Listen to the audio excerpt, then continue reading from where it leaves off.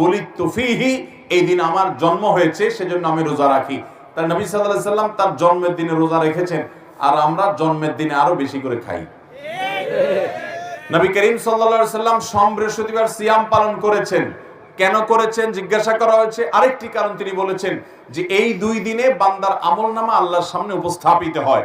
এখন কথা হলো, শাবান মাসে আমলনামা উপস্থাপিত হয়, আবার সোম বৃহস্পতিবার আমলনামা উপস্থাপিত হয়। আমলনামা কয়বার উপস্থাপিত হয়?